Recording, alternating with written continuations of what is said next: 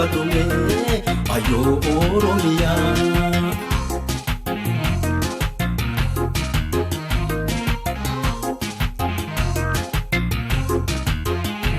Awole jakiya si abdiyo famide fadume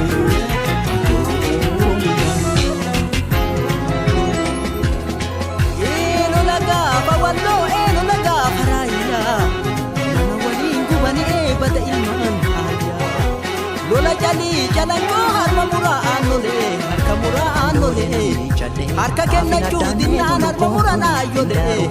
daga baru dinna harka muraan nole yadani egale atti baba kega na mamale gago dagala jale kila didaro gamdi bekkacha oda koni amso koni kata be digan jibu koni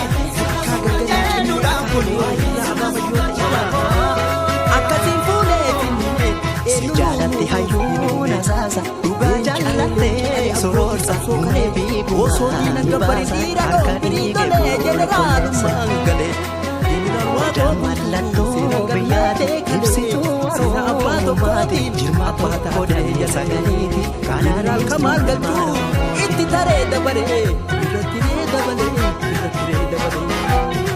Selam bakku bandaru alha ira alu malire uga halu uga awal yalu Wota selang galme se katu anjira jalu jiran wa ko butu waladu ituma dipta walala koton simura le jajira sodata tola sa desani mari adu yero le chofatte sani yo sena kwatani be asa desani wa ira barenu sena magal desani Kuno ega bawa saka di saka soche Yara mana kame dan lo mana kue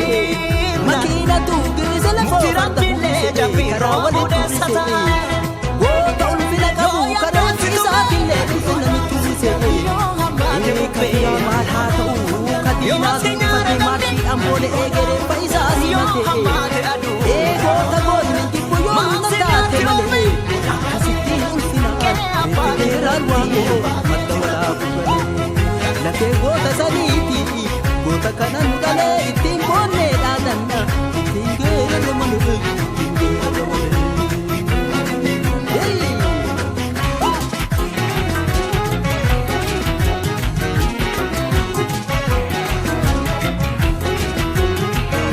Nubule jakiya si abdiya famide fatina dadu puluko Oromia Malaya desa ayando soni oda karra kodura enu tudu beti di babata otte gana mamale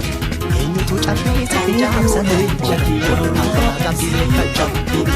oda famide fatina jibukoni enu damuni mati wala bu mata oromota mati jalati hayuna sasa uga jalatte sorsa Achirra dagabe kuta hundage man oromota ilman oromota umma isati umma hayota galatu jamalota akadune bandala itanu senan kune kayun hatu badmota jabab oromo absote tichini gabdo koni mota diwani nolle du asena kabu dirakatota Sena gota bisa ke pada kalbisa medurana berkisa dan tikso takala gota jun angkala angga bedan tiganu doang atolake general wa bobutu kamso oromo jarabane godantu sejala bola gota yero durati kawe dina tukate kafadola komplikasi hitu mencase diari beda misa agadi sakase kamso rapapase mana mani Ake kamso oromo biya gena pachate Mukti rampile japi robo desa berate Ha icha abi do kena sabiate na kumko semade yo mobe sundobe Arsi bale dida ira besagate Yo karatida badewa boitida kate Lami ubi ka kate sabong piwa mate Murana pudi wa pira dola Wana wami chadite gabumanu tipidei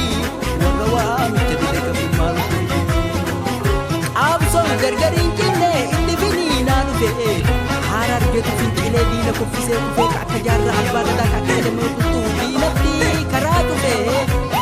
qabsaayonni wal waamte qabsoo sochoofte kaafte qabsaayonni wal waamte qabsoo sochoofte kaafte sirna naftanyaa raafte akka sochoofte kaafte sila biyyaayyuu baafte warra yeroo sarrafee bilisummaan Oromoo milkaayuu dhabee hafe milkaayuu dhabee hafe.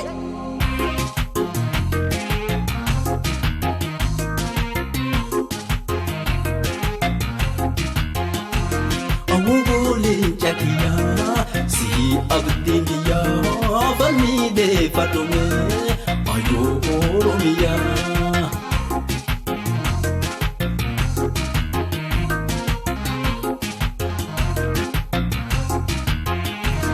Awugolin chakiya si abdiya falmide fatume ayo Oromiya